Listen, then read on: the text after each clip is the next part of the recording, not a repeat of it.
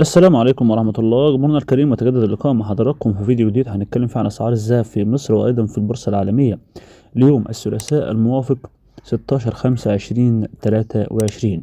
وشهد انخفاض ملحوظ وكبير جدا في السوق المصرية يتراوح ما بين 400 ل 500 جنيه حتى الآن منذ قرار الحكومة برفع الجمارك ورفع الضرائب المفروضة على الذهب الآتي من الخارج وفقا لقرار الحكومة لمدة 6 أشهر.